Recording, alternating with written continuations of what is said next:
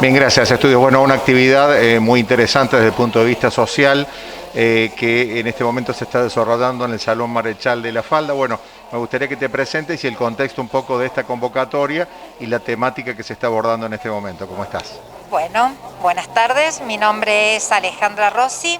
Soy psicóloga y coordinadora del Programa Provincial de Prevención del Suicidio, que depende de la Secretaría de Salud Mental del Ministerio de Salud.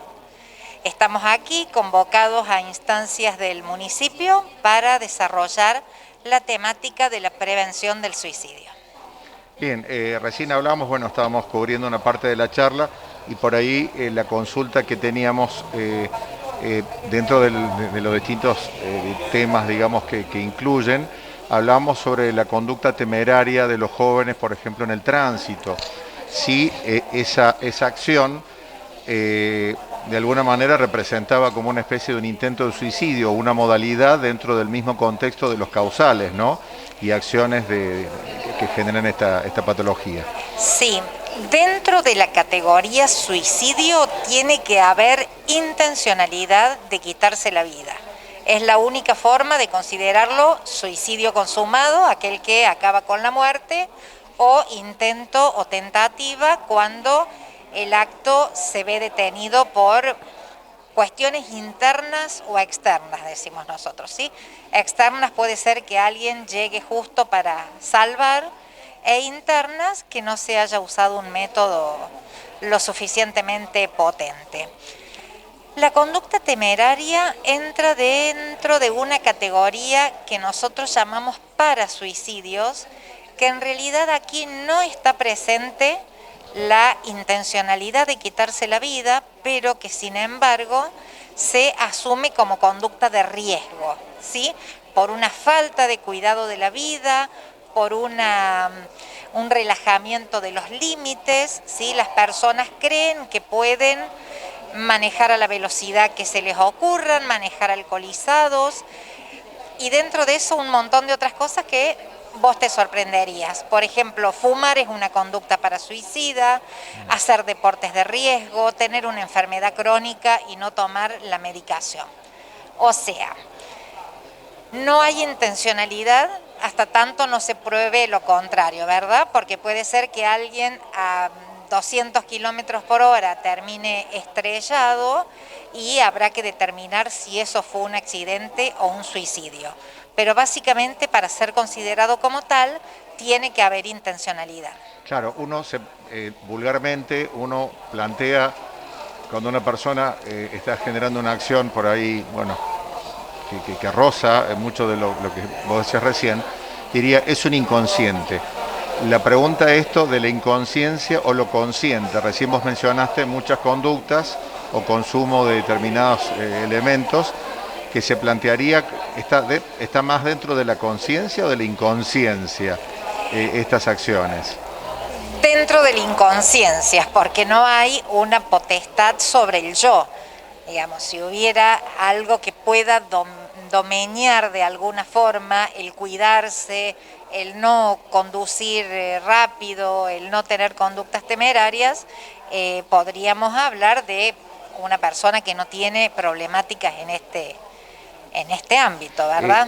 De su vida. Seguro. Ya tal vez, bueno, más amplio y con la temática puntual de lo que hoy se está hablando, se habló mucho de que, bueno, de que los seres humanos somos muy sociables, que es parte de nuestra esencia, y en ese punto viene una responsabilidad que tiene que ver precisamente por las autoridades, por quienes regulan inclusive los mensajes públicos que puedan ser perniciosos, ¿no es cierto?, para la salud, o que ponen en riesgo esto de decir, bueno, genero acciones que me llevan a terminar con mi vida, ya sea en corto plazo o a largo plazo.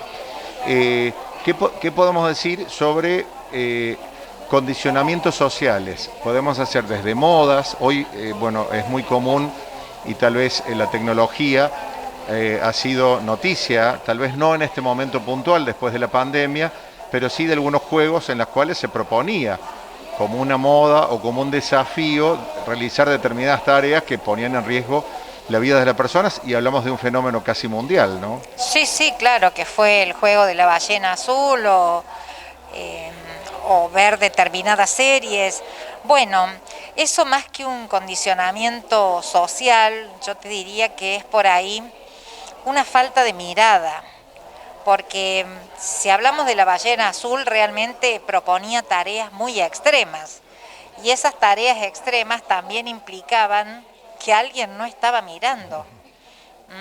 Entonces, el condicionamiento social yo te llevaría, fíjate, a la época de Durkheim, cuando él decía hay un suicidio que es anómico, un suicidio que se da por razones sociales y que se da cuando las leyes han caído o no hay normas que rija la conducta de los individuos en una sociedad. Ahora estamos atravesando algo parecido, digamos, ¿sí? Estamos en un momento en que todo se permite, todo se puede, no hay límites, no hay un tutor que ayude a crecer de manera saludable. Es todo un tema.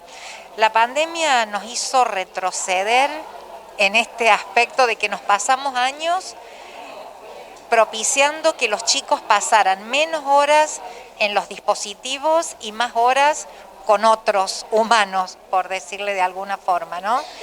Y la pandemia nos llevó de vuelta a encerrarnos, a usar nuestros dispositivos, nuestras computadoras, tablets, celulares y a tener poco contacto con el otro. Eso ha sido un retroceso y se están viendo las consecuencias en la salud mental de las personas, ¿sí? Por último, y tal vez no sé si esté referido o puede incluirse en una temática del hoy, pero todos sabemos, bueno, hablando de la pandemia, de que hay falsas noticias o de repente pareciera que hay una acción social en contra de un sistema y mucho temor a realizar determinadas acciones.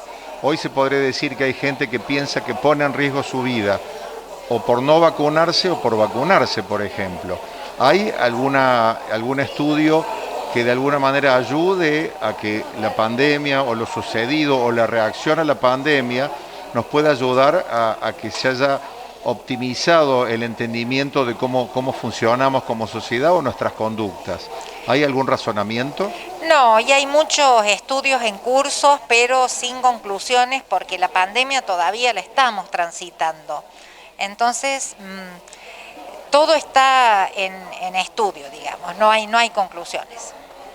¿Quiénes están presentes hoy o a quién se ha convocado para Bueno, esto? hoy está presente el Programa Provincial de Prevención del Suicidio, depende del Ministerio de Salud de la provincia, específicamente de la Secretaría de Salud Mental. Me han acompañado el licenciado Misael Moreno Frías, el licenciado Gonzalo Silva, el licenciado Jorge Díaz, la licenciada Carolina Arre y quien les habla, Alejandra Rossi. En cuanto a las personas que han sido convocadas precisamente para escuchar, ¿de qué sectores son los más representativos? Mira, a la mañana tuvimos un encuentro con personal de salud, vino gente del hospital y los que el municipio consideró que debían ser convocados. Y ahora por la tarde, lo que nosotros llamamos fuerzas vivas y comunidad en general, que son todos aquellos que tienen una posición en la sociedad que pueden llegar a las poblaciones más vulnerabilizadas, sobre todo los adolescentes, los jóvenes y las personas de la tercera edad. Bueno, muchísimas gracias. Gracias a vos.